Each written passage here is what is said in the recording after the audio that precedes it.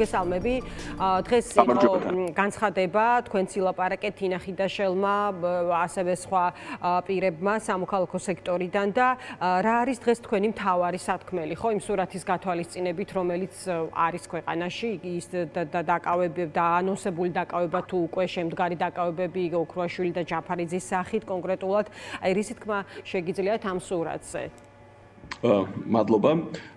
ჩვენი დღევანდელი ბრიფინგის თემა, ისევე როგორც გუშინ და დღეს გავრცელებული განცხადებების მიზანი არის ის, რომ საზოგადოებას დავანახოთ, რა სამართლებრივი, რა კონსტიტუციური არგუმენტები არსებობს ზურე ჯაფარიძის სასარგებლოდ და ესე ვთქვათ, რატომ არის ეს დევნა ზურას ირაკლი ოქრუაშვილის და სხვა პირების მიმართ არაკონსტიტუციური. საქართველოს არალეგიტიმური პარლამენტის მიერ რო დაუშვათ ყველაფერი როგორც ეკადოდოთ, საქართველოს მოქმედი კონსტიტუცია აქ დარღვეული, როცა ეს ეგრეთ წოდებული საგამოძიებო კომისია შექმნა და ამ საგამოძიებო კომისიის მთავარი მიზანი იყო ის, რომ რაღაცა reality show შეექმნა, თითქოს შეექმნა რაღაცნაირად ანტურაჟი, რომ თითქოს რაღაცა პოლიტიკური პროცესი მიმდინარეობს პარლამენტში და თავიანთი ესე ვთქვათ არალეგიტიმურობა ამ რაღაცა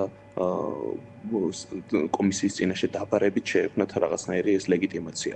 ამ კომისიასთან დაკავშირებით პირდაპირ მთავარი დარღვევა რაც არის, რომ კონსტიტუციაში გვეწერია, რომ საგამოძიებო კომისიის ნახევარი უნდა იყოს ოპოზიციის მიერ წარმოქმნილი, ოპოზიციით დაკომპლექტებული. საქართველოს პარლამენტში ესეთი ოპოზიცია არ არის. ამიტომ შესაბამისად დასაწყისშივე არაკონსტიტუციური ეს ყველაფერი. შემდგომ თუ ედავები ადამიანებს იმის გამო, რომ ამ არალეგიტიმური პარლამენტის არაკონსტიტუციურ კომისიაზე ვინმე არ გამოცხადდა, აქაც შემდგომი არაკონსტიტუციურობასთან გვაქვს საქმე, იმიტომ რომ საქართველოს კანონმდებლობა ერთის მხრივ სისხლის სამართლებრივ პასუხისმგებლობას ადგენს, მეორეს მხრივ კი ადმინისტრაციულ პასუხისმგებლობას ერთი ისება. შესაბამისად ორივე ქმედება, ანუ ყველაზე მსუბუქი მუხლით უნდა გამოიყენონ ამ შემთხვევაში ზურას ისევე როგორც სხვების მიმართ. გიორგი, იცი რაზე მინდა დაგისვათ კითხვა, ნახე მთავარი კი მოწოდებაც არის, ხო, თქვენს განცხადებაში, მათ შორის მოწოდება საერთაშორისო საზოგადოების მიმართ, რომ რაღაც ყველა ბერკეტი გამოიყენონ, მათ შორის სამართლებრივი მექანიზმები, პასუხისმგებლობის დაკისრებისთვის ქართულ ოცნებაზე, იქ სხვა ორგანიზაციებზეც არის ლაპარაკი. აი რა უნდა მოყვეს აი ამ პროცესს და რა შეუძლია რეალური გავლენის მოხდენა, როგორ ფიქრობთ? ან ვიცი, ან უკან დახევის იძულება, ან აი რეპრესიის რაღაც სიმძიმის ცოტა შესუსტება, იმ ცენტრების, არ ვიცი, აი თქვენი დასკვნა რა არის შემდგომ პროცესზე? იმიტომ რომ ითქვა და ასე შეფასდა, რომ ეს კიდევ ერთი გადაკვეთილი წითელი ხაზია ოცნების მხრიდან, ხო? აი იმ არგუმენტებს, რასაც ვამბობდი მე, სწორედ მესმის რო ცოტა იურიდიულ მოსაწყენი თემებია, მაგრამ რეალურად იმდენად მკაფიო არის ის ყველაფერი, რატომაც იმიტომ უსვავდი ამ ხაზს, რომ ეს არის კლასიკური პოლიტიკური პატიმრობის შემთხვევა, რაც არის. ამიტომ გვინდა ჩვენ ამის ხაზგასმა და მოწოდებაც საერთაშორისო საზოგადოების მიმართ, რათა საერთაშორისო პასუხისმგებლობის ღონისძიებები იქნას გამოყენებული, ძალიან მნიშვნელოვანი გონია.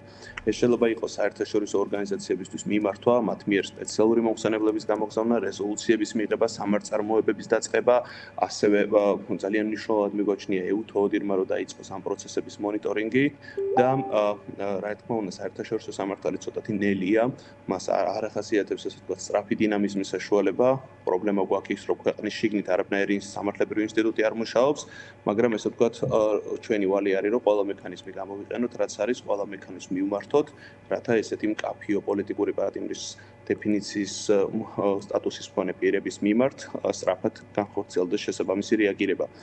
ძალიან რთულია ზუსტი პროგნოზის თქმა, რა შეიძლება რა კონკრეტულ შედეგებს შეიძლება მივაღწიოთ, მაგრამ ჩვენ გვეცდებით ყველანაირად, რომ არსებული საერთაშორისო, არსებული სხვა სახელმწიფოების და სახელმწიფოებრივი მექანიზმების შესახებ მაქსიმალურად ვთხოვოთ პარტნიორებს მათი გამოყენება, რათა ესე ვთქვათ და მეტი რეპრესია არ იქნას გამოყენებული.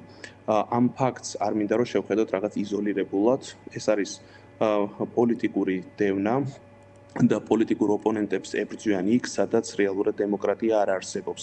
არჩევნების გაყალბების შემდგომ გაგრძელებული ეს საბოლოო ჯამში გაგრძელებული კონტექსტია გასათვალისწინებული და დაანონსებულია პარტიების აკრძალვაც, საბოლოო ჯამში ამის მიზანი სწორედ ის არის, რომ დემოკრატია გააქრეს. დემოკრატია თუ გააქრება კი ყველაფერზე ასე ვთქვათ დაკარგავს ას. ავტოკრატია საბოლოო ჯამში დამპარტება, რომელიც ასე ვთქვათ საქართველოში შეიძლება ეხა საწყის ფაზაზეა, მერე და მერე ჩაბეტონდება. ამიტომ არის მნიშვნელოვანი ჩვენი მოწოდებებით საერთაშორისო ორგანიზაციებთან ორგანიზაციების მიმართ, რომ რეაგირება ეხლა განხორციელდეს სწრაფად სხვადასხვა არსებული მექანიზმების გამოყენებით. დიდი მადლობა გიორგი, დაგემშვიდობები. სამოქალაქო საზოგადოების ფონდიდან გიორგი ბურჯანაძე საუბრობდა დღის ამბების პირდაპირ ეთერში ჩვენ